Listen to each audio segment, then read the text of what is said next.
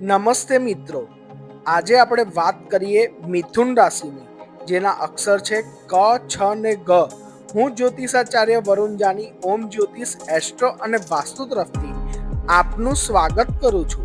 આજે આપણે વાત કરીશું મિથુન રાશિના વર્ષ 25-26ના ભવિષ્ય વિશે. આવતું વર્ષ તમારા માટે કેટલું શુભ હશે, ક્યાં ધ્યાન રાખવાનું છે તે આપણે જાણીએ. મિથુન રાશિના જાતકો માટે 25-26 ના વર્ષના માધ્યમથી શુભ ફળ આપનારા રહેશે. ગત વર્ષમાં આવેલા સંકટો હવે ધીમે ધીમે દૂર થવા લાગશે. ગુરુનું પરિવર્તન તમને કુટુંબ અને વ્યવસાયમાં સુખદ પરિણામ આપશે. માનસિક રીતે આત્મવિશ્વાસ વધારશે અને નવા નિર્ણયોમાં સ્થિરતા આવશે. પરંતુ શનિની સ્થિતિને કારણે કેટલીક જગ્યાએ વિલંબ અને અવરોધ આવી શકે છે, તેથી ધીરજ રાખવી ઘણી જરૂરી છે. નોકરી અને વ્યવસાય વિશે જોઈએ તો નોકરી કરતા લોકોને સ્થળાંતર અથવા પ્રમોશનની તક મળી શકે છે. નવા પ્રોજેક્ટ અથવા નવી ટેકનોલોજીથી લાભ થશે.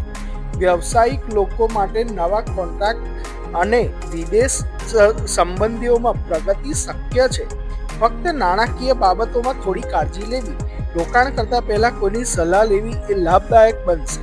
દાંપત્ય જીવન અને સંબંધોની જો આપણે વાત કરીએ તો પતિ પત્ની વચ્ચેના સમયસર સમજણો રાખવી એ અતિ જરૂરી છે.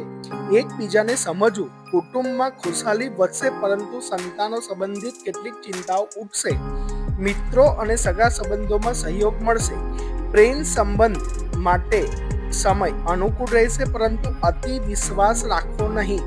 તમારી જોડે છેતરપિંડી થઈ શકે છે.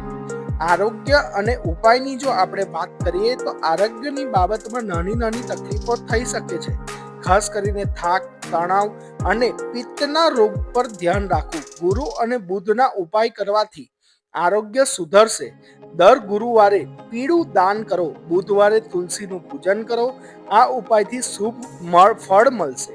ઉપાય અને સંપર્ક માટે તમે મિથુન રાશિના જાતકો આ પ્રગતિનું વર્ષ માટે જો તમારે કોઈ ઉપાય કરવો હોય તો તમે અમને સંપર્ક કરી શકો છો. વધારે જાણકારી અને વિસ્તૃત ફળ માટે તમે અમને કોમેન્ટ કરો, DM કરો અને અમારી સાથે જોડાઓ. લાઈક કરો, શેર કરો. હું વરુણ જાની ઓમ જ્યોતિષ એસ્ટ્રો અને વાસ્તુ તરફથી